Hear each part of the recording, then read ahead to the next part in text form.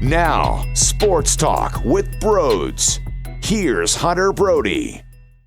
What is going on, everyone? Welcome on into Sports Talk with Brodes. The Philadelphia Phillies lose the first game of the season. They were due. There's no doubt that they were due. When you looked at this Mets series before it started with DeGrom and Stroman on the mound, when you had your 4 and 5, if you took one of those two, you put yourself in a great position with Aaron Nola on the third day to give you an opportunity to win the series, and that's exactly what happened. Unfortunately, we watched Vince Velasquez pitch. Unfortunately, we watched David Hale pitch. Unfortunately, we watched Roman Quinn at the dish way too many times. Those are all things that make my eyes bleed. Those are all things that upset me because there's no reason that I should be forced to have to watch that with my baseball team. There's times where you're going to lose. You know what they say? At a 162, if you look at this logically, think about how many losses you're going to get. These World Series championship teams,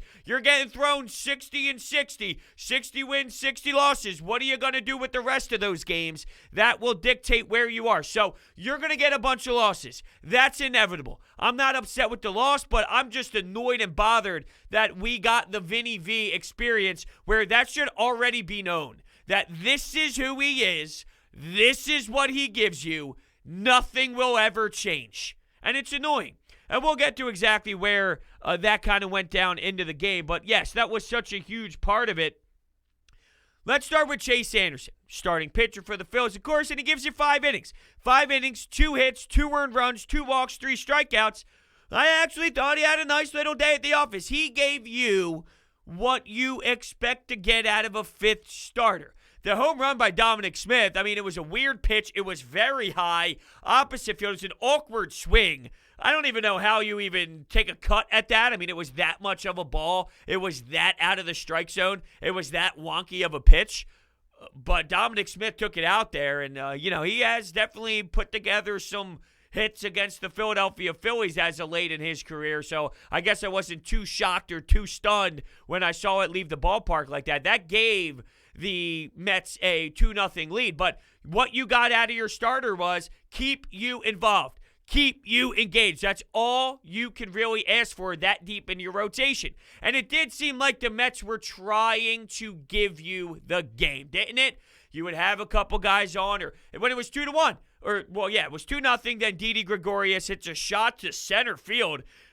What? He only knows how to hit homers to right field. There's very few that ever go to center off of his bat. So the ball flying out of the park is probably thinking, where the hell am I? This isn't right field. I don't know what to do. He crushed it. I mean, that was a beauty. And Stroman, let's be realistic. Stroman was awesome. And the amount of ground balls that he forced the Phillies to hit, it was a masterpiece. It really was. You constantly were putting the ball on the ground. You were constantly grounding out into the infield. He was delivering the pitches the way that he needed to. And for your first start of the season, you clock in and you clock out with a big smile on your face when you put out there what Stroman did for sure. The fact that Didi got a hold of one, though, that was nice. Made it 2-1. Gene Segura was up. Man on third. JT Realmuto on third base. 2 outs. He ends up grounding out, but that could have tied the baseball game. Not that would have been the difference in the game, but if you do tie it, it is a totally different beast. That was in the 6th inning. Here's where Vinny V, though. Oh, Vinny V. Because Vinny V came into the 6th. So top 6 was Vinny V, and he was awesome. You heard that right. Fastball, strikeout, fastball, fooling Pete Alonso down the pipe, which is pretty crazy. I mean, you were clearly guessing the wrong pitch, and the broadcast alluded to that too. When you miss a meatball down the pipe like that from Vince Velasquez, you were clearly not thinking that's the pitch, but that's all you can ask for. Pete Alonso, a guy that we know can definitely do some damage, and when he sees a ball like that, most of the time, he's going to crush it and crucify it. The fact that he missed that pitch right there, it's like, whoa, what is going on? Vince Velasquez sort of escaped. Got a strikeout, though, and finished the inning off with a curve perfectly executed. Struck out the side. Bang, bang, bang. Top of the 6th. So when the bottom of the 6th came up and Gene Segura had that chance, I'm like, hold on here, fellas. If you could tie it, now we're on to something. Maybe that's enough of a rally. We've seen this team blow a 2-0 lead the night before. What could possibly go wrong? Get to the bullpen. Get to May. Get to Castro. That's what I'm thinking in the 6th inning. And what do you know, though? 7th inning, right after Vinny V puts together something nice, he blows up. Walk after walk after walk, loses all of his command. His pitch count rises insanely. I think he had 323 pitches thrown after that 2nd inning for him. You got everything that we've experienced out of Vince Velasquez since he has gotten here, shown the great portions, shown the ability, shown the fastball, shown the off speed, and then collapse. It's a full-on collapse every time he's on the mound. How many more times do you need to trot him out there before you understand that this is just what Vince Velasquez is going to give you consistently? And you spent how much money on him? $4 million to bring him back? That is outrageous. He is in the Nick Pivetta category of, I'm sick and tired of this crap. I'm sick and tired of this experience, as if year 36, we're going to expect something different. I feel like this guy's been in the organization for decades. I've been seeing this garbage out of Vinny V. You're walking in. I mean, what are you doing? And I'll be honest, Joe Girardi, what's taking so long to get anybody warmed up? You're just going to force the kid to struggle over and over again? It was a 1-run game at the time. A 1-run game. It wasn't a 6-run game. It wasn't a 5-run game that was getting out of hand. Get somebody up, get somebody warming up, and make a move. You can't have him throwing over and over again when he was that dysfunctional. Nothing was going to change. He wasn't magically going to flip the switch and become who he was in the 1st inning. Why? Why do I know that? I don't know. Let's just look at the last how many years of him being in that damn uniform, giving you this same effort. Come on, Joe. And when you go to your bullpen finally, there's only so much that Kinsler can do. And JT tries to be JT, which is gun down runners. But there was a bad tag, a bad catch and apply by Didi, which scores a run. That 7th inning, it gave the Mets life. It really did. It gave the Mets some life to run away with this game. The Phillies did push, and I'll say they fought. They made the Mets earn it. No matter if it was 8th inning, 9th inning, they got base runners on. They weren't dying. They were saying, hey, let's just keep swinging. Let's just keep competing. Let's just keep working. Because we know when we do that, something good can happen. We've seen it happen the night before against the same exact team.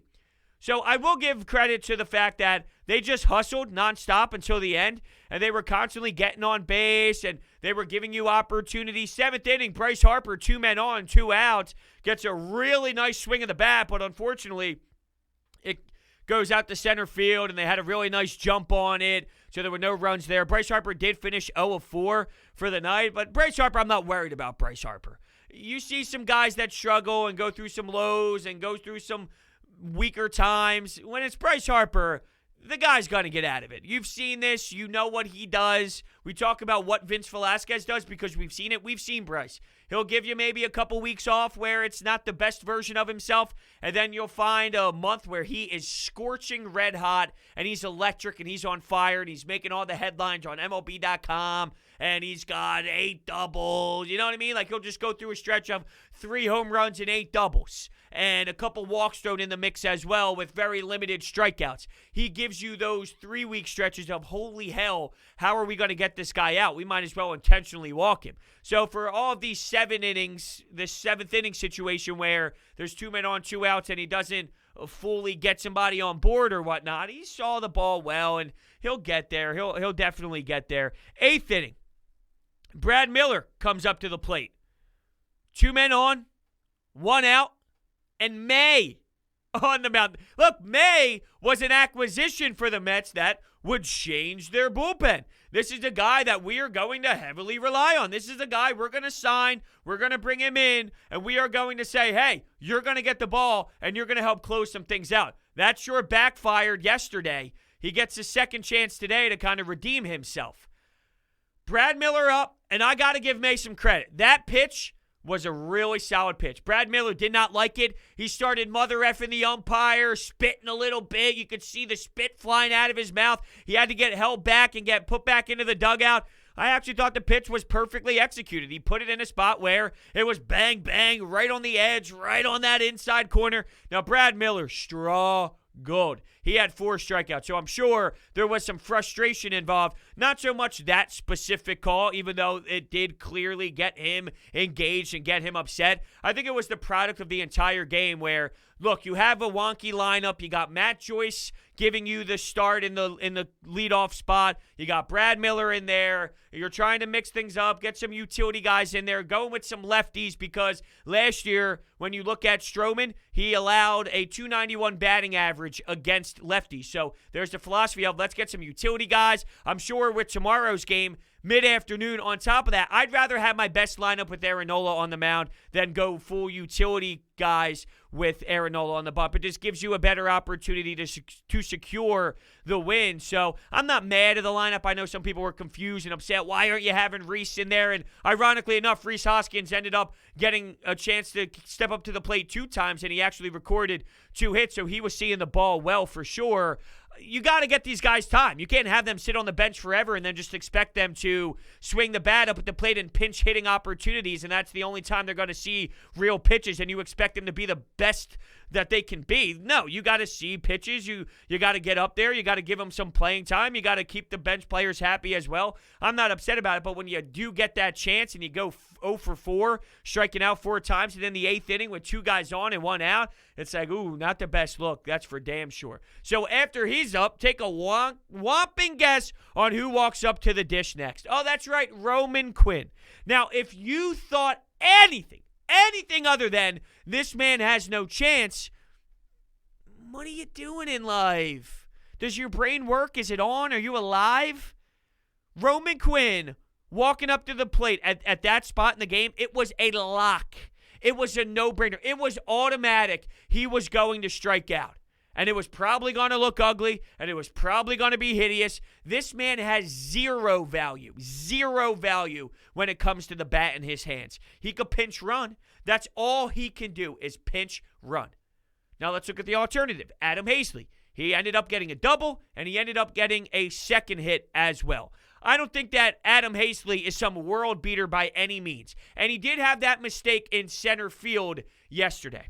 And I said this on Leading Off with Brodes. If you're new to Leading Off with Brodes and you don't know what it is exactly, before Phillies games, I do a live stream leading you into Phillies baseball, Leading Off with Brodes, and I preview the game. We talk about some storylines, and we react in the chat. It's a super fun time. But I brought up the fact then I would have went back to Adam Hazley. If this was a accountability thing, if this was more of an accountability thing, like, hey, you can't make that mistake, I'm going to sit your ass, I feel these are professionals. You're going to make mistakes. You're going to make some errors. And there's a difference between Bryce Harper making a mistake and Adam Hazley making a mistake, or JT making a decision and Adam Hazley making a decision. That's a no-brainer. That's obvious. But I do think, hey, younger kid, we want to commit to you at center field. Slap him on the ass and say, can't happen again. Promise me it won't happen again. Go out there. Give him a day to make up for it. Hey, you did make a mistake. You're going to make errors. It wasn't your best read off the bat. Make every best read you can today. All the reads that you get out in center field, don't make the mistake. Almost push the button on him. Hold him accountable by saying, you go out there, you don't make me look stupid. Don't fuck up. I'm going to say your name's in the lineup card today, and you're going to be out there in center field after making a pretty bad mistake yesterday. Don't do it again. So push the button on him. Force him to have to be out there and think about it and focus when he's in center field, not to backpedal way too much and get a bad jump off the ball. Instead of Roman Quinn, because Roman Quinn does nothing for you. He's a pinch runner. He cannot step up to the plate for you when you need a big hit. Not that I think Adam Hazley can. Your 8-hole hitters are your 8-hole hitters. I'll take my my betting odds on Adam Hazley over Roman Quinn any day of the week. So I mentioned David Hale. He stunk. Pete Alonso, Francisco Lindor. It's so funny to me that when you look at what happened last season and the disaster that we went through every night. The bullpen got annihilated. Every night there was someone new. It doesn't matter what number you called and what name you picked and whatever jersey came out of that bullpen session to enter the game in real time, it was going to get abused. You were going to give up runs. And when you have Vince Velasquez from last season and David Hale from last season be the two guys that were terrible tonight, and were the two guys that one guy walked a ton after a dominant inning and was Vince Velasquez. The definition of Vince Velasquez was tonight's effort. And when you have David Hale, a guy who struggled last season as well, those are the two guys to this point in this pen that has caused you the most problems. How ironic is that? It's crazy. What else is crazy is my friends over at DeSimone Jewelers. I went to them for my fiance's engagement ring, and it was the best experience of my life. When I sit here today and tell you, you have to go there. You have to. I demand it. Just like I was talking about Adam Hastley, and I demand you not to screw up, I'm demanding you not to screw up when you buy your significant other the next jewelry piece that you want to get them. Doesn't have to be an engagement ring. It could be a beautiful necklace, earrings, just a ring in general. You can go and get so much. A watch, you name it.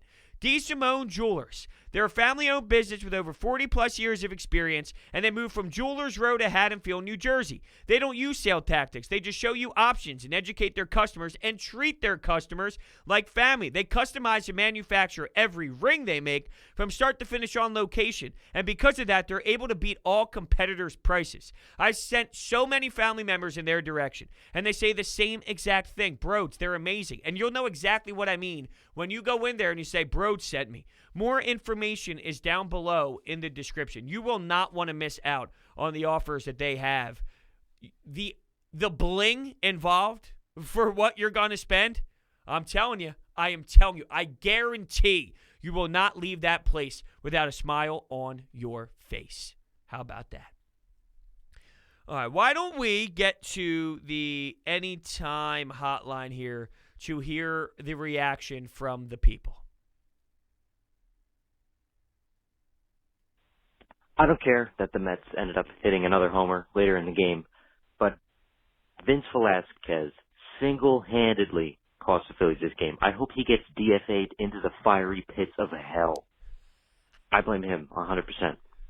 No, partially on Joe for not. He walked like two guys before anybody even started warming up in the bullpen. Like, what are you doing? I agree with you there. That's something that was really weird to me, very odd. Joe, you're seeing this man lose control. You're seeing him somewhat spiral in the wrong direction, yet you feel obligated to have him constantly throw more pitches. It was so obvious that he was lost. There was no going back. Once you reach a point with Vince Velasquez, it's over. He's not finding his groove. He's not getting back on track. He's not going to go down the right path. When it goes, it goes. And it was clear that you needed to pick up that bullpen phone a little bit earlier. In terms of, Vince Velasquez cost you do this one, yeah, I mean, it was a big portion. It was a big chunk of the Vinny V show that turned out to be a big firestorm. I also feel that you were due for a loss as well. The offense wasn't smooth. The offense wasn't great, and that has been an issue to this point. They've just had timely hits. They've had situational hits, and they did have the chance in this game. They did, and I wonder if things would have been different if Andrew McCutchen was leading off, if Rhys Hoskins was in the game the whole time, if Alec Boehm wasn't batting 2 and he was batting more in that 5th area. If you got your more established lineup, would you have been able to pounce on some of those chances?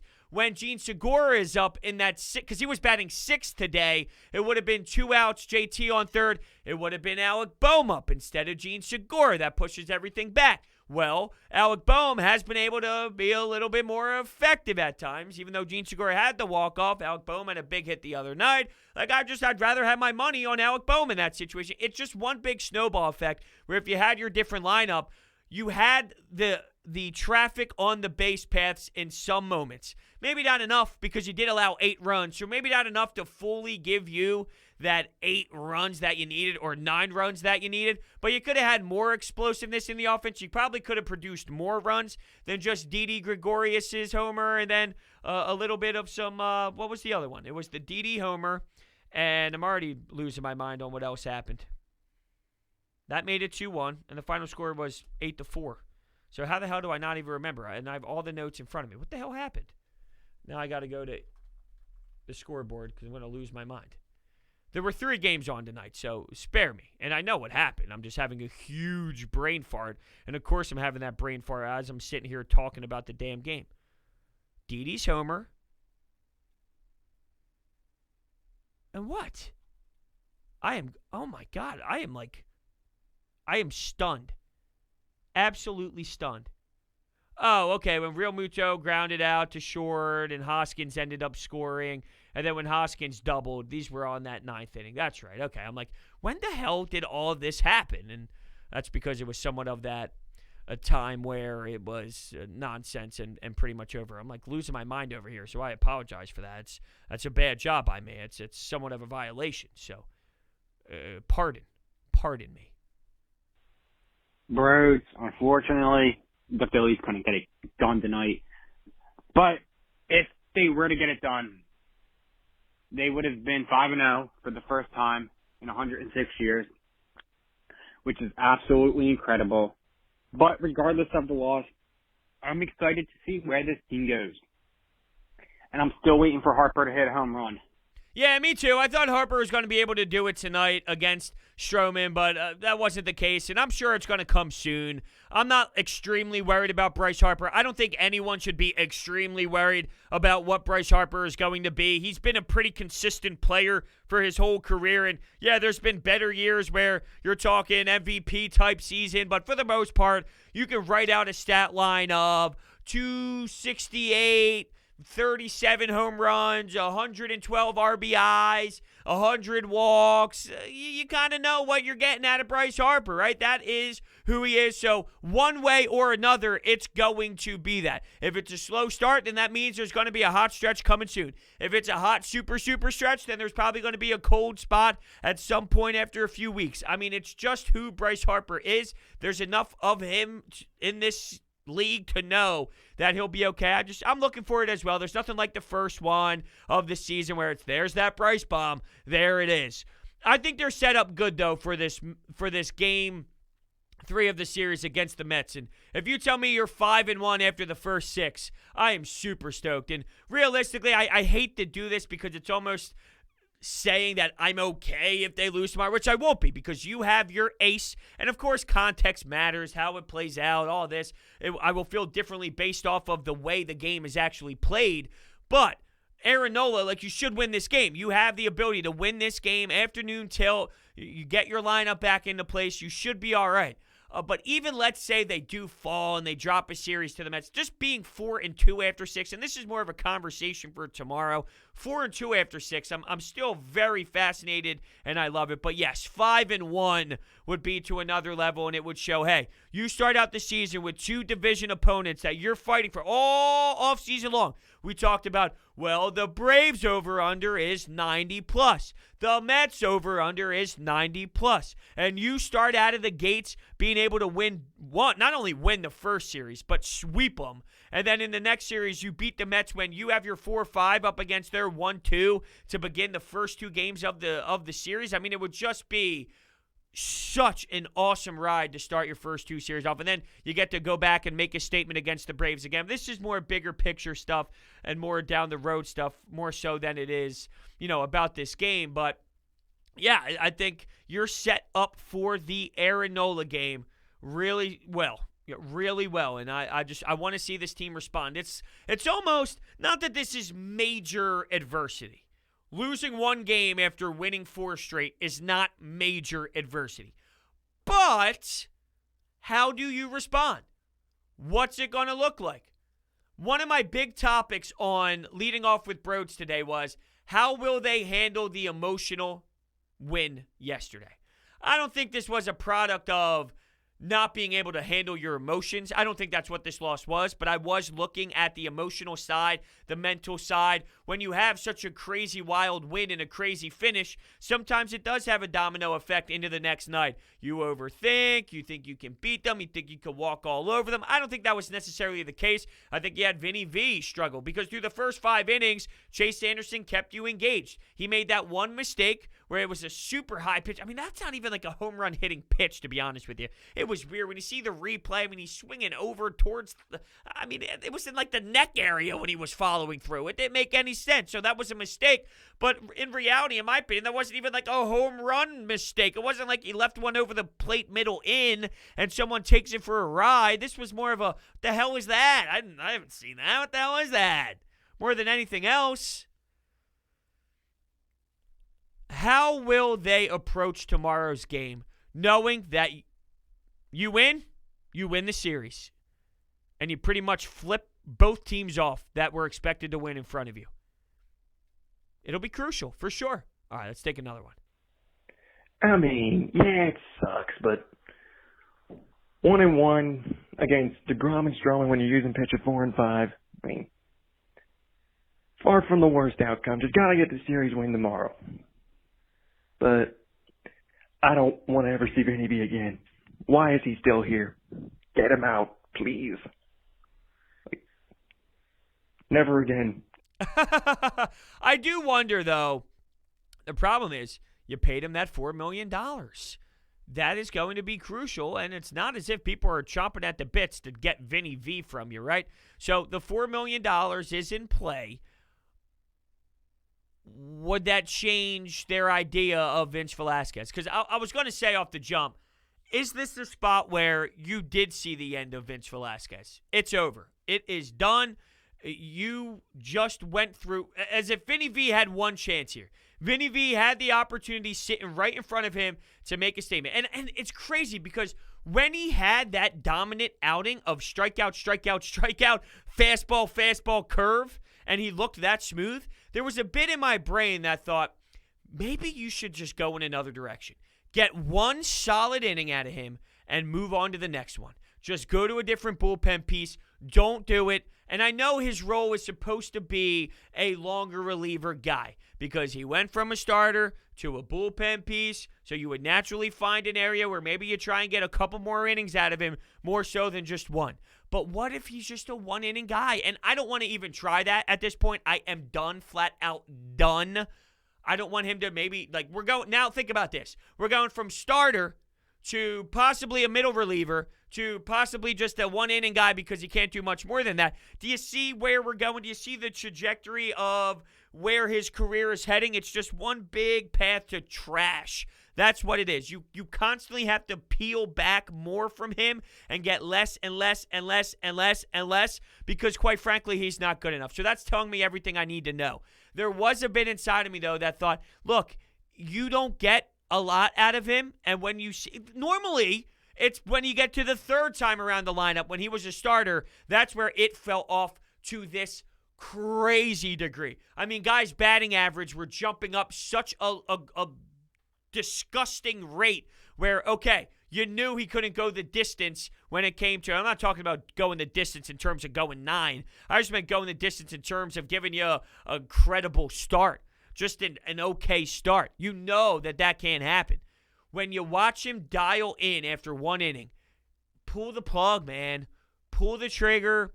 Call in the next bullpen arm. Instead, you get the complete opposite. You keep this fool in there too long.